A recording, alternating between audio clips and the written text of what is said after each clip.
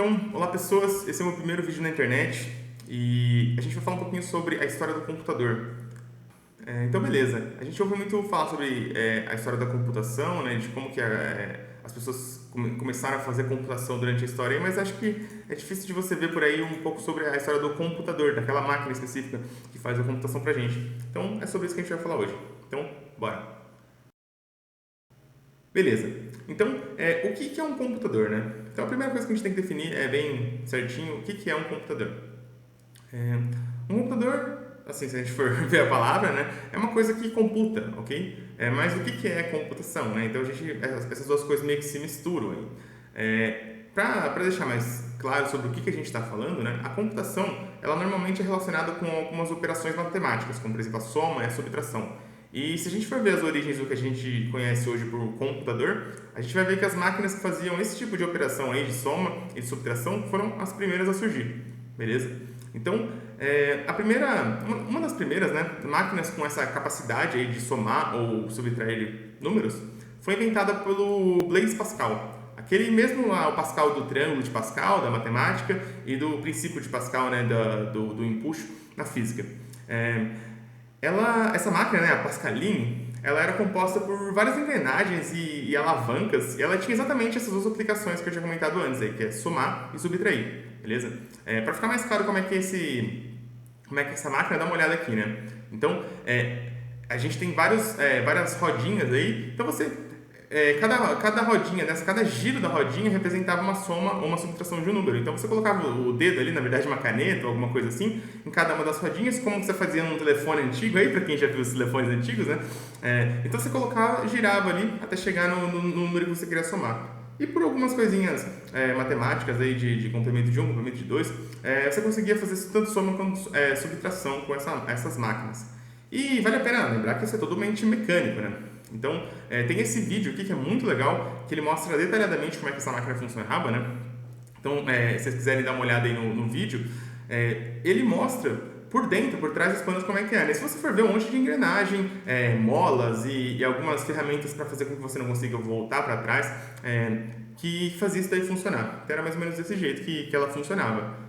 Então, se você for ver, é uma coisa mecânica simples, mas que já ajuda bastante. Por exemplo, né, se eu não me engano, o pai do Pascal era comerciante, alguma coisa assim, ele precisava ficar fazendo muitas contas e isso ajudava bastante no dia a dia.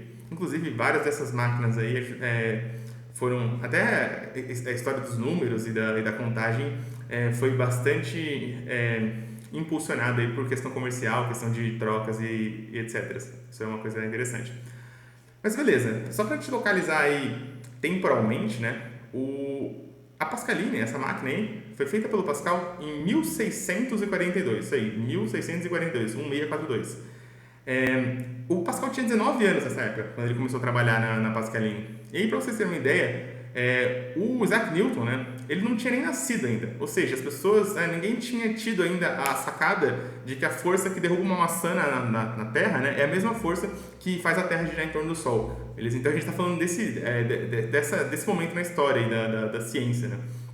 E mais ou menos uns 30 anos depois aí, o Leibniz, que é um cara também que é conhecido junto com o Newton, né, de ter inventado o cálculo separadamente, o Gottfried Leibniz, ele construiu uma máquina que também multiplicava e dividia. Se a gente for ver, né, os algoritmos, os métodos que são feitos para fazer multiplicação e divisão, eles acabam de um jeito ou outro usando soma e subtração, só que de um jeito um pouquinho mais complexo. Então, isso já é um passo além, né, poder fazer multiplicação e divisão. Esse tipo de coisa é bastante usado por matemáticos também, mas sempre foi bastante usado por astrônomos. Então, isso era uma coisa que ajudava bastante o pessoal na época. Então, beleza.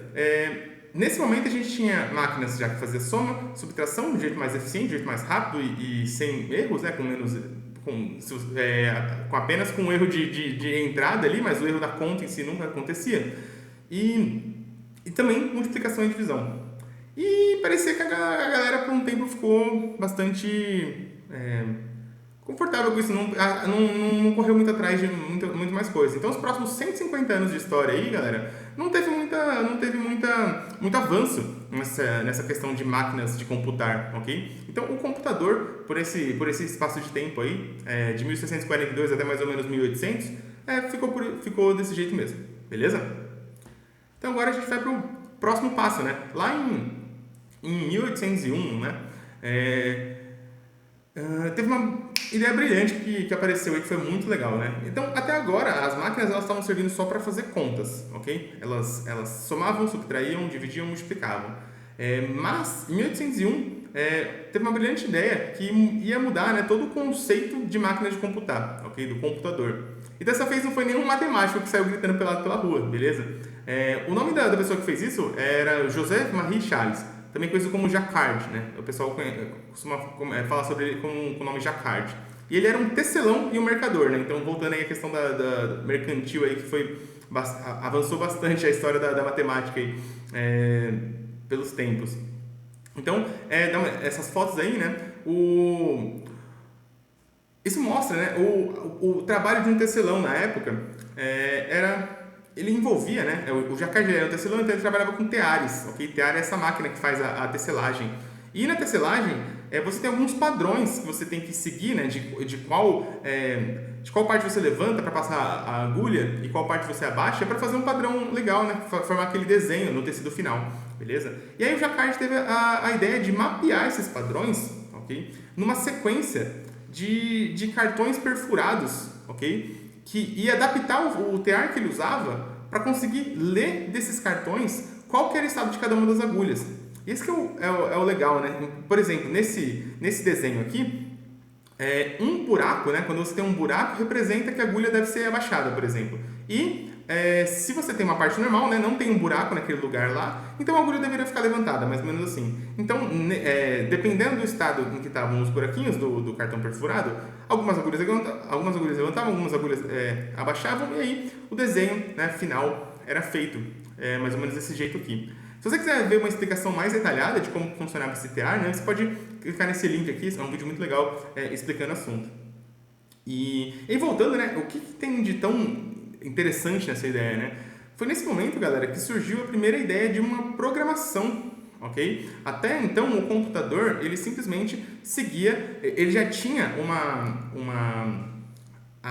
uma instrução muito bem definida. Era soma, era subtração, era multiplicação, era divisão.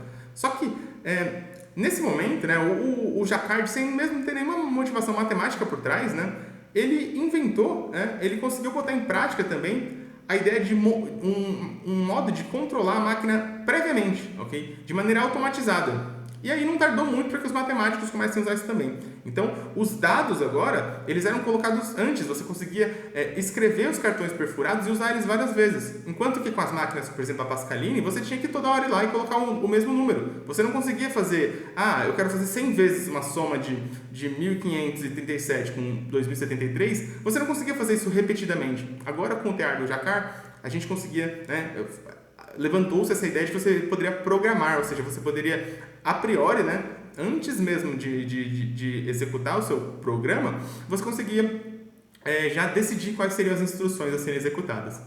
É interessante que, né, isso tudo foi feito por uma pessoa que não era exatamente matemático, era um tecelão, um mercador. Beleza, e aí, né, o próximo passo que teve na